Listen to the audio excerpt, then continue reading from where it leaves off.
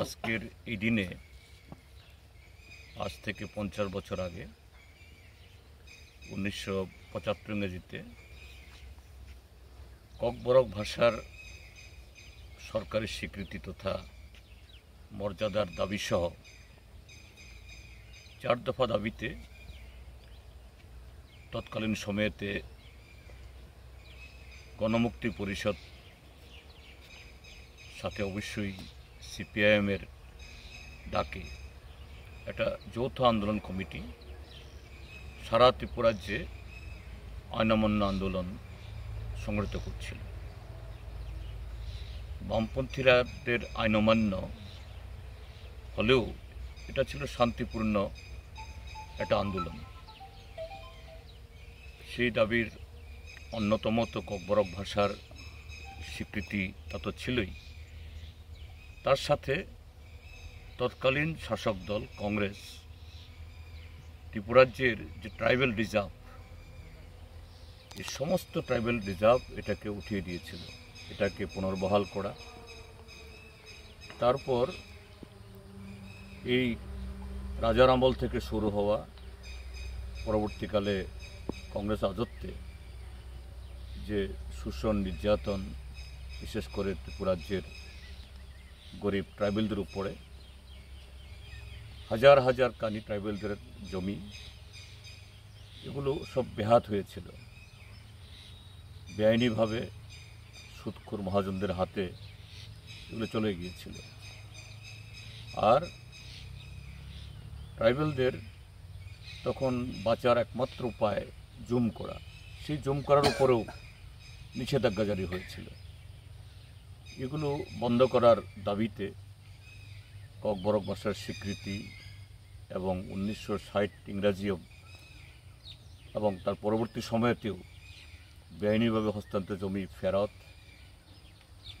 তার সাথে রিজার্ভ ভেঙে দেওয়া, এটা পুনর্বহাল করা, আর ষষ্ঠ তফসিল মোতাবেক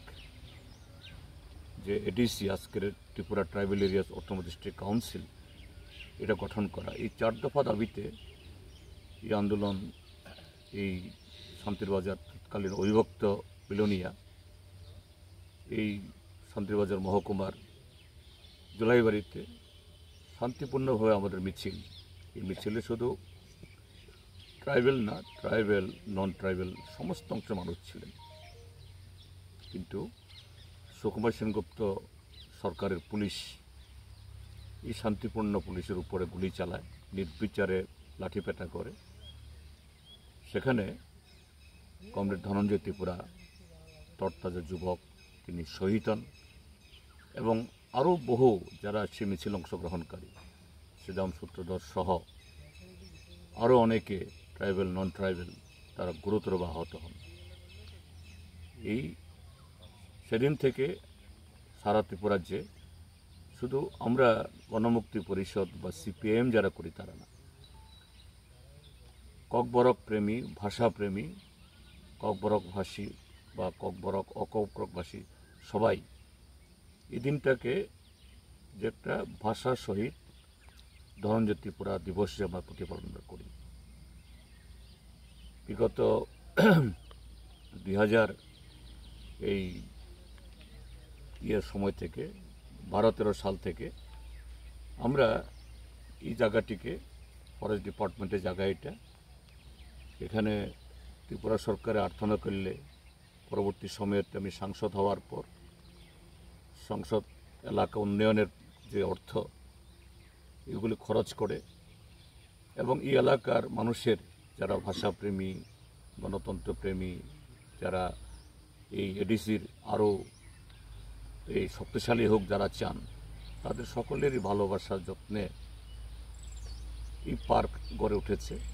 ইতিমধ্যে এই ধনঞ্জয় ত্রিপুরা পার্ক, শহীদ ধনঞ্জয় ত্রিপুরা পার্ক সারা ত্রিপুরাজ্যের মধ্যে শুধু এটা প্রকৃতির কূলে এটা নয়নাবিরাম একটা পার্ক না, এটা ককবরক ভাষাকে আরও বিকশিত করার, ত্রিপুরাজ্যের গণতন্ত্রকে আরও এগিয়ে নিয়ে যাওয়ার,